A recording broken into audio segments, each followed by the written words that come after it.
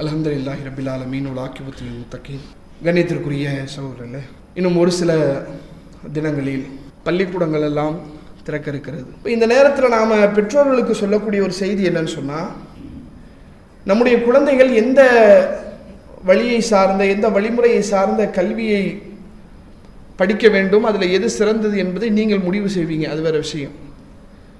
மார்க்கம் நமக்கு சொல்லக்கூடிய செய்தி என்னன்னா, நம்முடைய குழந்தைகள் கற்கக்கூடிய கல்வியில் இறையச்சத்தை முதன்மையாக ஆக்குங்கள்.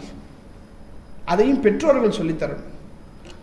அல்லாஹ் ரப்புல் ஆலமீன் தன்னுடைய திருமறையிலே சொல்லி காட்டுகிறான், இறையச்சம் கொண்ட ஈமான் கொண்ட அடியார்கள் இறைவனிடத்தில் பேசுவார்களாம், ரப்பனா ஹப்லனா மின் அஸ்வாஜினா வ துர்ரியாத்தினா குர்ரத அயூன்.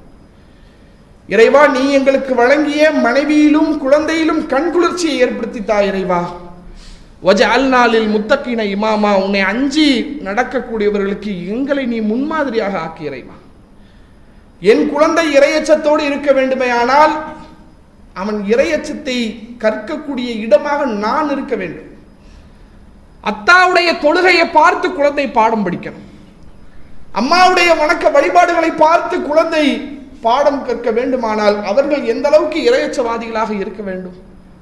இப்போ இதைத்தான் இஸ்லாம் நமக்கு மிக பிரதானமான ஒரு அம்சமாக சொல்கிறது. நம்ம என்ன புரிஞ்சு வச்சிருக்கோம்னா, ஸ்கூலில் கொண்டு போய் சேர்த்தா போது எல்லாம் அவன் சொல்லி கொடுத்துருவான் என்று நினைக்கிறோம். அப்படி அல்ல.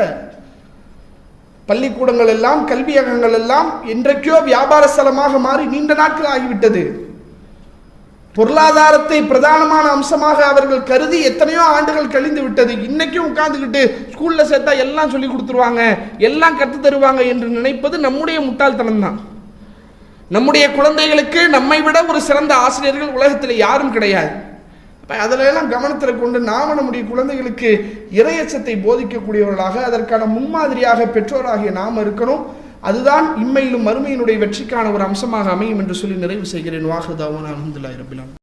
இஸ்லாம் மற்றும் சமுதாய செய்திகளை அறிந்து கொள்ள தமிழ்நாடு தௌஹீத் ஜமாஅத் யூடியூப் பக்கத்தை உடனடியாக சப்ஸ்கிரைப் செய்து கொள்ளுங்கள். மேலும் பெல் பட்டனையும் கிளிக் செய்து கொள்ளுங்கள்.